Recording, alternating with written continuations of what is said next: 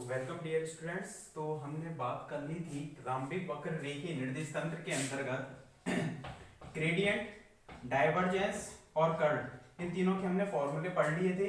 Gradient phi का जो formula आ रहा था हमारे पास वो आ रहा था del phi upon del you one, यहाँ पर था one upon H one e one cap plus one upon h two del phi upon del you two, और यहाँ पर था E2 cap plus one upon h three del phi upon del you three, और यहाँ पर था E3 cap. इस तरह से हमने रिवाइज कर सकते हैं इसको। ग्रेडियंट फाई का जो फॉर्मूला निकल कर आ रहा था हमारे पास ये आ रहा था। इसी तरह से हमारे पास डाइवर्जेंस ऑफ ए वेक्टर का जो फॉर्मूला था लाम्बिक वक्र रेखीय निर्देश तंत्र में one upon H one H two H three, और यहाँ पर था del upon del you one, इस तरह से था, और यहाँ पर था A one H two H three, इस तरह से del upon del you two, यहाँ पर था A two H one H three, और यहाँ पर था del upon del you three A three H one H two. इस तरह से हमारा जो फॉर्मूला निकल कर आ रहा था लाम्बिक वक्र रेखीय निर्देश तंत्र में डाइवर्जेंस का ये था, और कर्ल का अगर हम लिखें CURL कर्ल ऑफ ए का, तो वो आ रहा था वेक्टर फॉर्म, वेक्टर नहीं डिटर्मिनेंट फॉर्म में one upon H one H two H three, इस तरह से। और यहाँ पर सारणिक के अंदर आ रहा था E1 cap H1 E2 cap H2 E3 cap H3, इस तरह से आ रहा था। यहाँ पर आ रहा था del upon del U1 del upon del U2 del upon del U3, इस तरह से।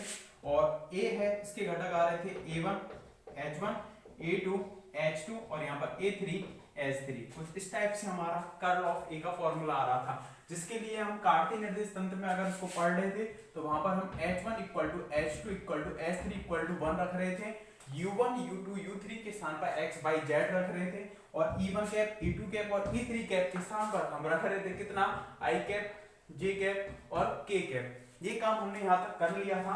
तीनों के फॉर्मूले हमने ड्राइव कर लिए थे, उसका मैथमेटिकल फॉर्मूला निकालते हुए। इसका मैथमेटिकल फॉर्मूला निकाला था हमने कितना कि ग्रेडियंट, रिवाइज कर रहे हैं पूरा की पूरा एक बार, कि d phi upon d n cap, इस फॉर्मूले का यूज करते हुए हमने ये फॉर्मूला निकाला था।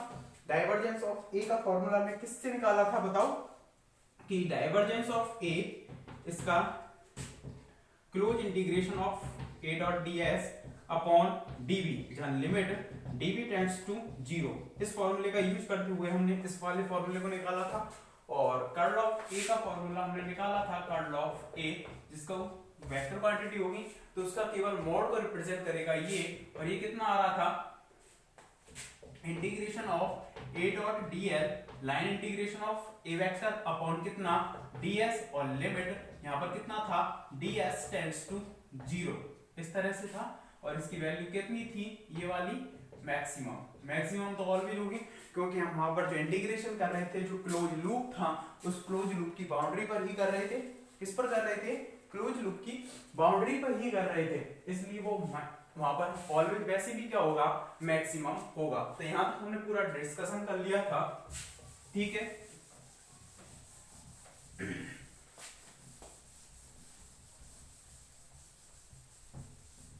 इसके बाद नेक्स्ट हेडिंग डालें, हमने जो निर्देश तंत्र हम पढ़ रहे थे ये तीनों निर्देश तंत्र, या हम ये कहें पहले हमने लाम्बिक वक्र रेखीय निर्देश तंत्र के अंतर्गत ग्रेडियंट, डाइवर्जेंस और कर्ल निकाल लिया था। फिर हम कह रहे थे कि हम तीन निर्देश तंत्र मेनली पढ़ेंगे, कार्तीय निर्देश तंत्र, गोलीय निर्देश तंत्र और बेलनीय निर्देश तंत्र। उनके अंतर्गत हम उन फॉर्मूलेज को क्या करेंगे, चेंज करेंगे, क्योंकि यहाँ पर H1 H2 H3 तीनों में कॉमन है, तो हम देखेंगे कि तीनों के लिए H1 H2 H3 की वैल्यू क्या होती है। तो फर्स्ट ऑफ ऑल डालें सबसे पहले कार्तीय निर्देश तंत्र, कार्तीय निर्देश तंत्र, फर्स्ट हेडिंग डालें कार्तीय निर्देश तंत्र, कार्टेशियन कोऑर्डिनेट सिस्टम।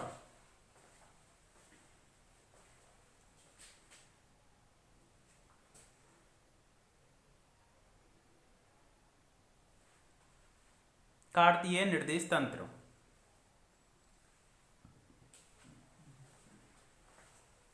देखिए कार्तीय निर्देश तंत्र जो कि निर्देश तंत्र एक्स वाई जेड तीन प्लेनों से मिलकर बना होगा इस तरह से। इसको मान लिया x, इसको मान लिया y और इसको मान लिया z। इसके अंतर्गत हम एक बॉक्स ले रहे हैं, ठीक है। इस तरह से हमने एक बॉक्स ले लिया,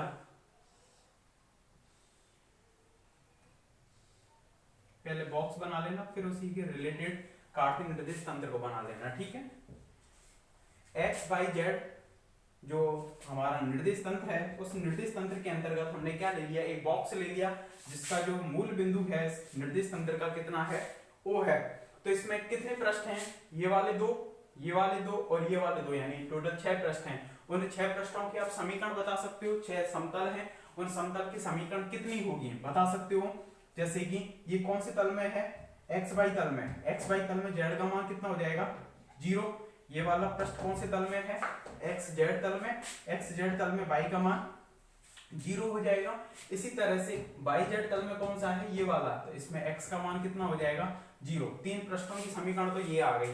अब x और z, या इस वाले पृष्ठ की बात करें जो बाहर की ओर है, इधर वाला ये जो वाला पृष्ठ है, इसका मान कितना होगा, x अक्ष के समानांतर है ये, x अक्ष के समानांतर समीकरण इसमें कितनी हो जाएगी, या हम ये कहें कि y जेड जो समतल है उसके समानांतर है ये, तो इस पृष्ठ की जो समीकरण होगी इस वाले पृष्ठ की जो बाहर की ओर है, इसकी हो जाएगी कितनी, x इक्वल टू, जैसे कि ये यहाँ पर कट कर रहा है, ये वाली डिस्टेंस अगर c1 है, हमने इसको लिख दिया x इक्वल टू c1, ये अगर डिस्टेंस कितनी ले रहे हैं हम c1। इसी तरह से y तल पर ये वाला कितनी दूरी पर है, इसकी समीकरण हो जाएगी y इक्वल टू c2, यहाँ से यहाँ तक की जो हमने दूरी मान ली वो कितनी मान ली, c2 मान ली।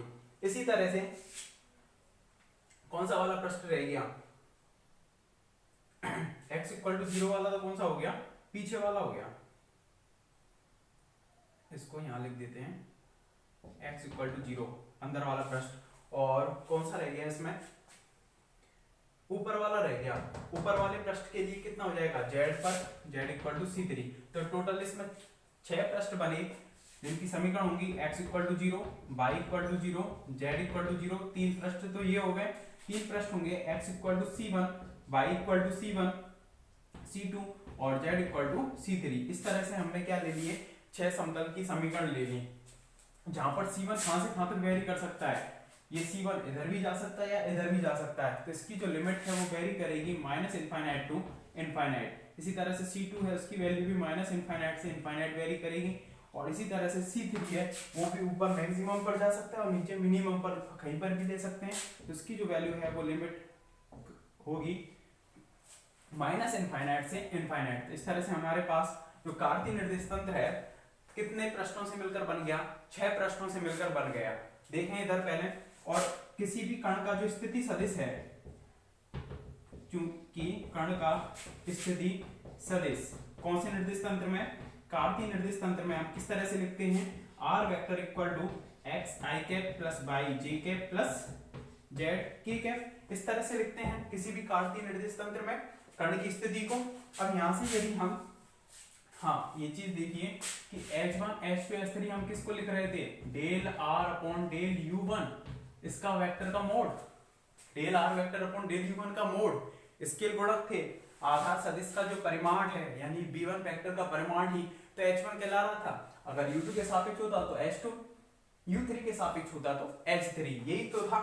तो इनको हमें निकालना है, यहाँ पर r हमारे पास है तो del r vector upon h1 को हम इस तरह से लिख सकते हैं कि del r vector upon del u1, इसका क्या मोड, यहाँ पर डेल r वेक्टर अपॉन कितना हो जाएगा, u1 का काम कौन करेगा, यहाँ पर u1x इसकी जगह पर कौन है x, u2 के स्थान पर y और u3 के स्थान पर कितना ले लेंगे z, क्योंकि कौन सा निर्देश तंत्र चल रहा है, कार्टेशियन कोऑर्डिनेट सिस्टम।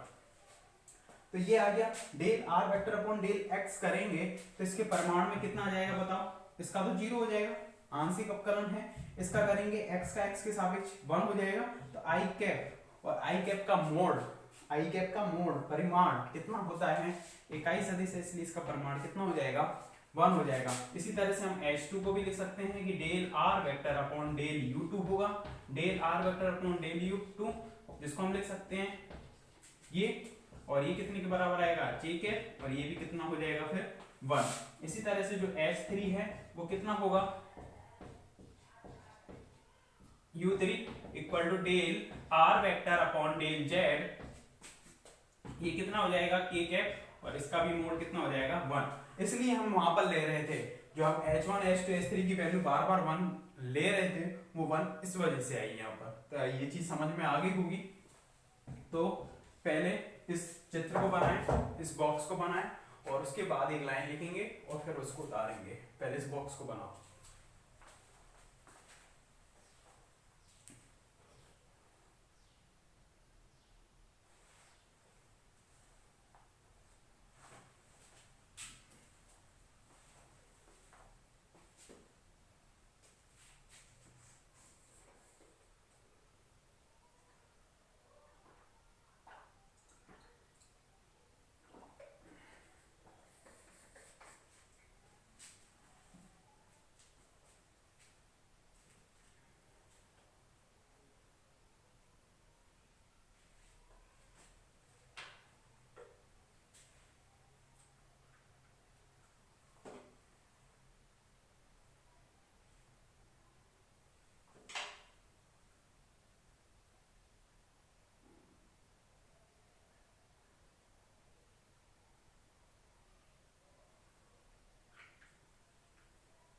तो लिखें कार्तीय निर्देश तंत्र निम्न 6 पृष्ठों से मिलकर बना हुआ होता है। लिखें इसमें कार्तीय निर्देश तंत्र निम्न 6 पृष्ठों से मिलकर बना हुआ होता है और इसको पूरा उतार लें इधर से। कार्तीय निर्देश तंत्र निम्न 6 पृष्ठों से मिलकर बना हुआ होता है और उधर का पूरा उतार लें।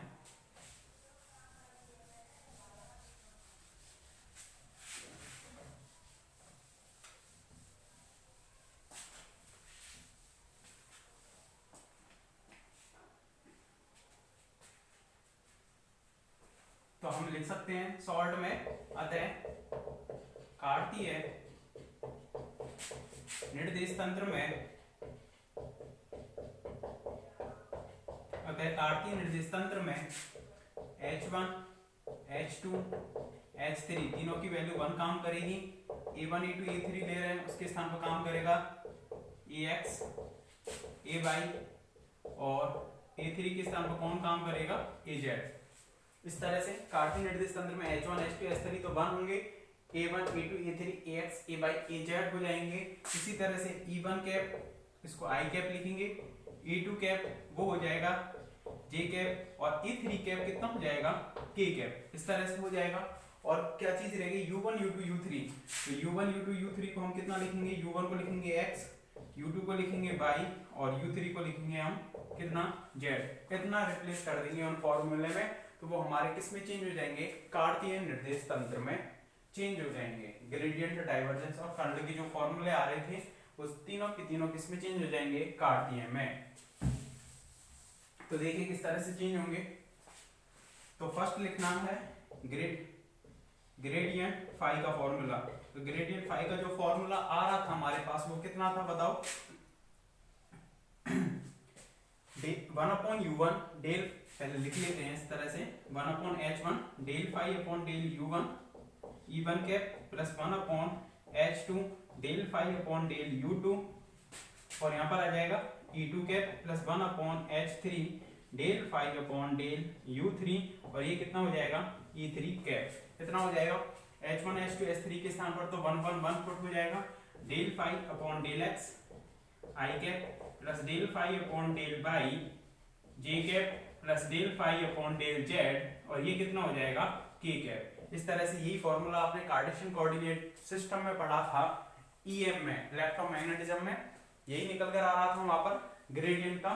इसके बाद हम नेक्स्ट काम करेंगे दूसरा डाइवर्जेंस के लिए, कि डाइवर्जेंस ऑफ ए वेक्टर का जो मान है वो कितना आ रहा था बताइए। डाइवर्जेंस ऑफ ए वेक्टर का मान, अभी फॉर्मूले तीनों रिवाइज कराए थे मैंने, इसी वजह से कराए थे। Del phi upon del upon del U1 A1 H2 H3 plus del upon del U2 कितना आ जाएगा A2 H1 H3 और प्लस में del upon del U3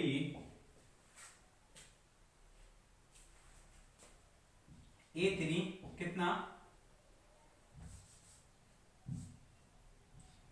A3 H1 H2। ये वाला फॉर्मूला था किसके लिए, डाइवर्जेंस के लिए, तो ये कितना बच जाएगा, 1 हो जाएगा इसमें। तो del A X upon del X plus del A Y upon del Y, सभी को पुट कर दिए जो ऊपर वैल्यू लिख रही है, del A Z upon del Z करके देख लेना, यही आएगा। क्योंकि H1 H2 H3 का ऑलवेज कितना हो गए, 1 हो गए।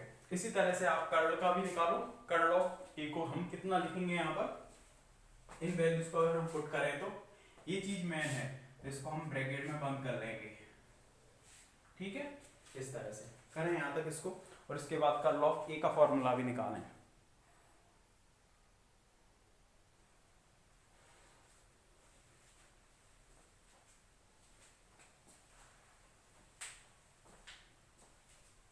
यहाँ तक कंप्लीट करें पहले इसको।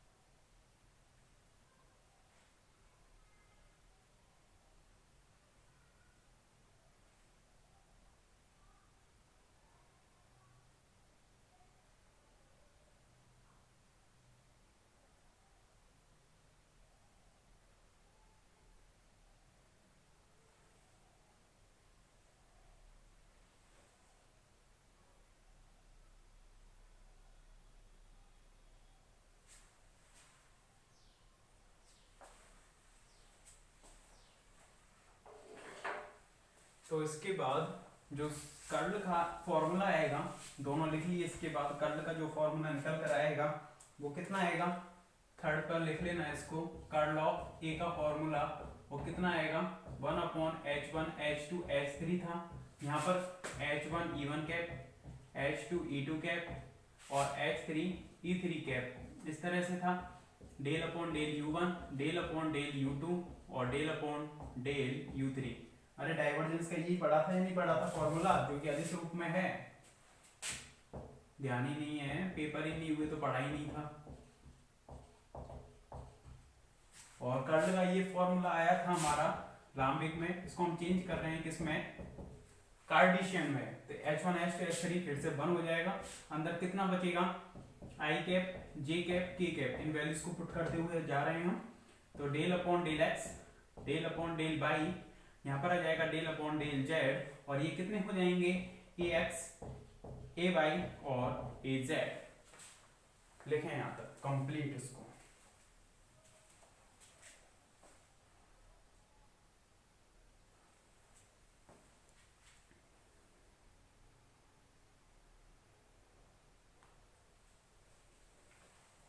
पूरा कंप्लीट करें कि मतलब हमने कार्टेशियन कोऑर्डिनेट में मेन काम क्या किया था, H1 H2 H3 की वैल्यू निकाली थी, वो कितनी आ रही थी, 1 1 1 आ रही थी, और इसको हम पहले लेकर भी चल रहे थे, उसके अकॉर्डिंग हमने सारी चीजों को, इनको तो नॉर्मली हम लिख ही सकते हैं, A1 A2 A3 तो AX A by AZ हो जाएंगे, या आप A1 A2 A3 भी रहने देंगे, कोई फर्क नहीं पड़ेगा।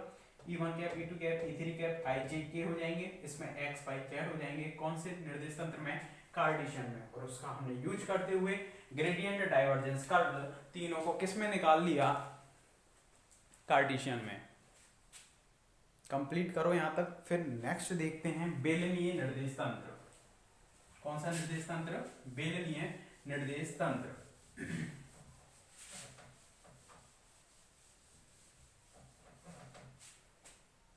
देखिए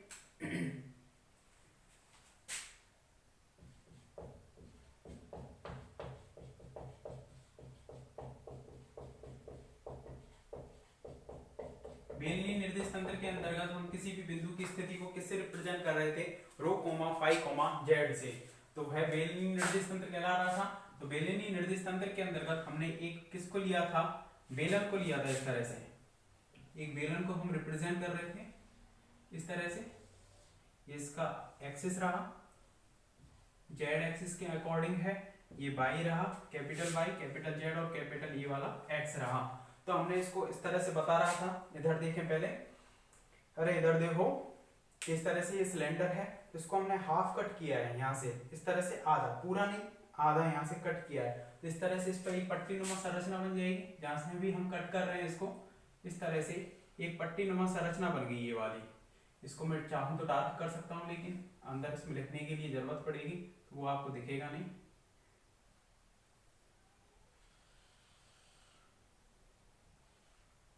ठीक है। इस तरह से इसमें एक पट्टी नुमा संरचना हमने क्या कर दी, कट कर दी। तो ये वाली जो लाइन है वो कहाँ पर जा रही होगी, इसके सरफेस पर ही होकर जा रही होगी, इसके पृष्ठ पर होकर जा रही होगी। तो यहाँ से यहाँ तक जो डिस्टेंस है, ये वाली डायरेक्शन कौन सी होगी, रो कैप हो जाएगी। कौन सी डायरेक्शन हो जाएगी, रो कैप। और ये वाली जो यहाँ से यहाँ तक की जो लंबाई है वो कितनी हो जाएगी, रो हो जाएगी। ठीक है। ये वाली जो डायरेक्शन है वो एक्स अक्ष के साथ कितना एंगल बना रही है, मान लिया जेड बना रही है। तो रो ये हो गया, फाई ये हो गया, और जेड क्या है यहाँ पर, बेलन की लंबाई। अब कैपिटल जेड से तो हम क्या रिप्रेजेंट कर रहे थे, ध्यान देना, कैपिटल जेड और स्मॉल जेड में थोड़ा अंतर बनाकर चलना। कैपिटल जेड हम इस तरह से बनाएंगे और स्मॉल जेड को हम इस तरह से कट करके बना देंगे। थोड़ा डिफरेंस लेकर चलना, क्योंकि दोनों नोटेशंस का यहाँ पर यूज होगा। तो ये तो कौन सा एक्सिस है, जेड कैपिटल है, लेकिन इसकी जो लंबाई हम इस कैपिटल जेड पर मान रहे हैं वो कितनी मान रहे हैं, स्मॉल जेड। तो ठीक है, इस तरह से हो जाएगा। इनको मैं मिटाना नहीं चाह रहा हूँ क्योंकि ये दोबारा यूज होंगे। ठीक है, यहां तक।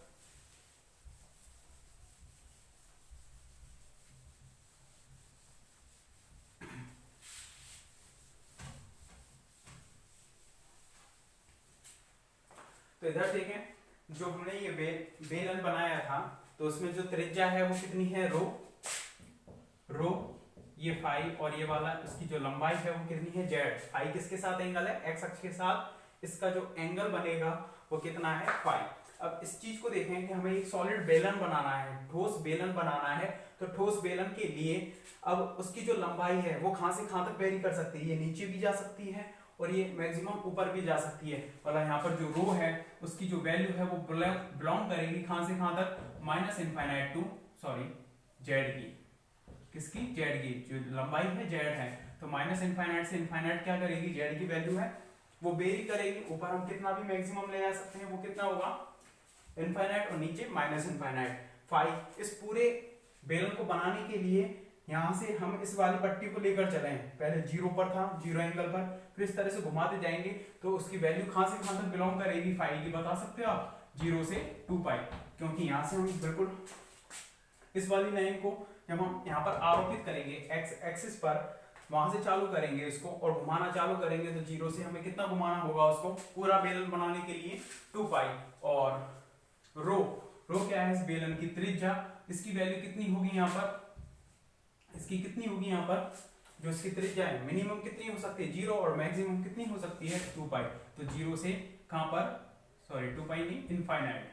0 से इनफाइनाइट लंबाई कितनी हो सकती है, 0 से इनफाइनाइट। तो रेडियस इसकी कहां से कहां तक बिलोंग करेगी, 0 से इनफाइनाइट। इस तरह से हम तीनों वैल्यूज को हम यहाँ पर बता सकते हैं, क्योंकि वैल्यू कहां से कहां तक क्या करेगी, वेरी करेगी। तो देखिए, रो का अगर हम इधर घटक तोड़ें तो थीटा की डायरेक्शन में कितना होगा, कॉस वाला। तो यहाँ पर थीटा के स्थान पर फाई है, तो ये वाला घटक कितना हो जाएगा, रो कॉस फाई। ये वाला घटक कितना हो जाएगा, रो साइन फाई। अरे थीटा वाली डायरेक्शन में कॉस हो जाएगा और इधर साइन हो जाएगा, तो rho cos phi, rho sine phi. तो देखिए, हम चूंकि आर वेक्टर को कैसे लिखते हैं, इस तरह से लिखते हैं। अब इसको हमें रो फाई जेड के टर्म में चेंज करना है। क्यों करना है, पता चल जाएगा आपको। R vector equal to x की वैल्यू यहाँ पर कितनी आई, एक्स के स्थान पर कितना आ रहा है, क्योंकि एक्स इक्वल टू, यहाँ पे लिख देता हूं मैं, या पहले इनको मिटा ही देते हैं, डिस्टरबेंस करेंगे ये, बाद में दोबारा लिख लेंगे।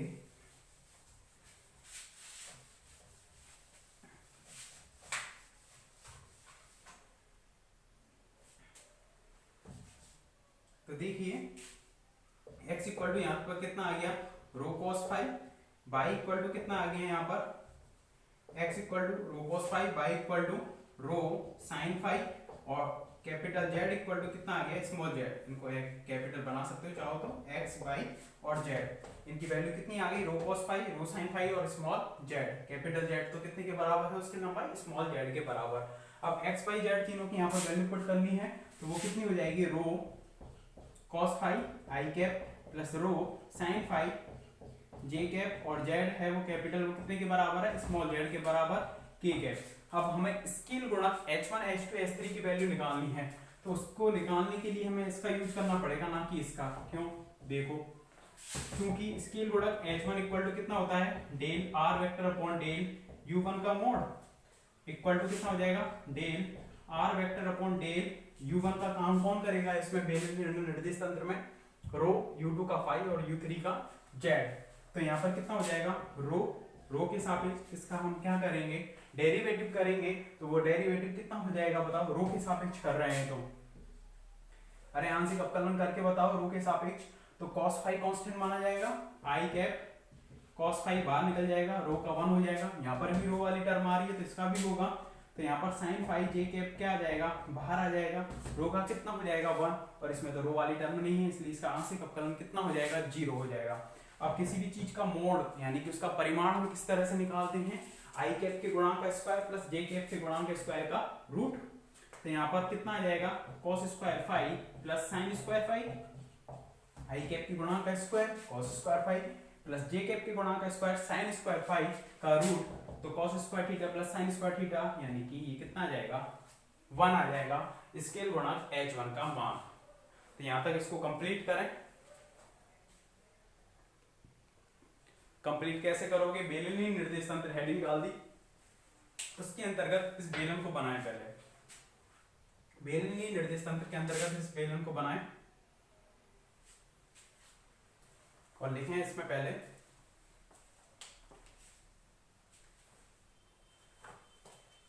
बनाकर इसको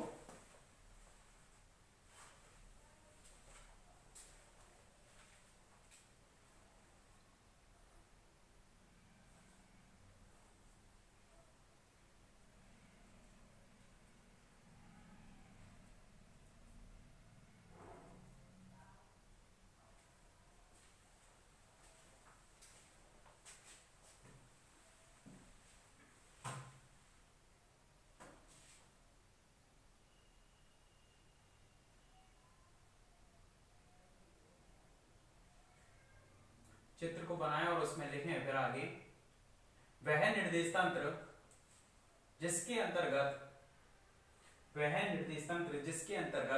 किसी कण की स्थिति को रो फाई जेड ब्रैकेट में लिखना है इसको, वह निर्देश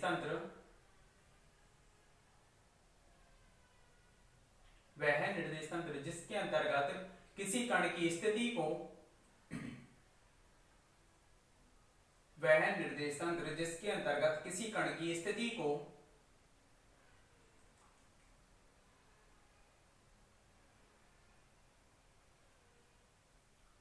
रो फाई जेड के द्वारा निरूपित किया जाता है, बेलनी निर्देश तंत्र कहलाता है।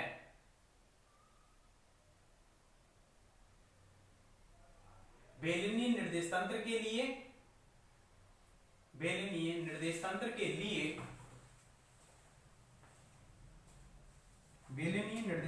लिए इक्वेशन 1, इक्वेशन 2 और इक्वेशन 3 इनको तीनों को लिखें।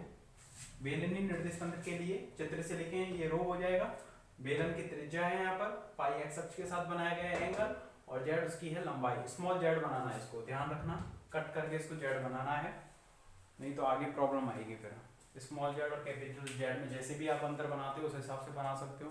कई स्मॉल जेड को इस तरह से भी बनाते हैं, ठीक है, इस तरह से भी स्मॉल जेड लेकर चल सकते हो, जैसे भी बना लो, लेकिन डिफरेंस लिखना चाहिए दोनों में। इक्वेशन 1, 2 और 3 तीनों को लिखें।